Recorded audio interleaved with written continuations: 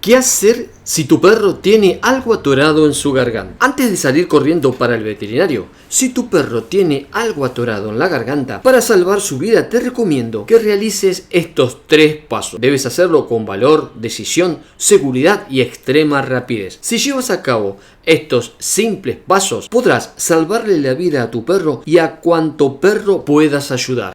Estos 3 pasos son medidas de primeros auxilios en una urgencia que es de vida o muerte. Solo tienes unos minutos para actuar y salvar la vida. Por supuesto que tener un veterinario en el preciso momento del atragantamiento sería lo ideal, pero esto casi nunca es posible. Y si no actúas inmediatamente y por el contrario te pones a buscar un veterinario, esos minutos pueden ser fatales para cualquier perro que tenga algo atorado en su garganta. Cualquier perro puede ahogarse o atorarse con algo en su garganta. Los perros son carnívoros y es normal que engullan grandes trozos de comida casi sin masticarla. Y es aquí donde un trozo de hueso, por ejemplo, o cartílago o cuero, puede quedar atascado en la garganta. Esto ocurre principalmente con los huesos cocidos, los cuales se deshidratan y son secos, duros y astillosos, y representan el peligro más frecuente para un perro. También pueden atragantarse con un juguete, una pelota, un trozo de madera o de soga o cuerda.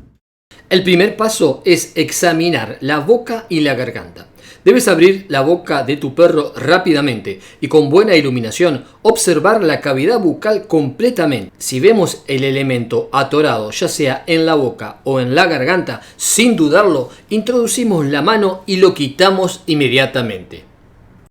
Segundo paso. Si no podemos extraer el elemento atascado luego de unos segundos de intentarlo, procedemos a este segundo paso. Tienes que colocar al perro cabeza para abajo para que por la fuerza de la gravedad el objeto tienda a ser expulsado. Si se trata de un perro grande, elevamos sus piernas traseras todo lo posible, mientras él permanece apoyado en el suelo por sus miembros anteriores, mientras damos golpes secos y firmes con la palma de la mano sobre la zona de las paletas, o sea, al costado e inmediatamente por detrás del cuello. Luego de unos segundos, examinamos nuevamente su boca para realizar un segundo intento de quitar el elemento atascado con nuestra mano. De no ser posible, pasamos al tercer paso. Si se trata de un perro pequeño, es conveniente subirlo sobre una mesa y elevar su parte trasera tomándolo del abdomen para que, por la fuerza de la gravedad, el objeto tienda a ser expulsado.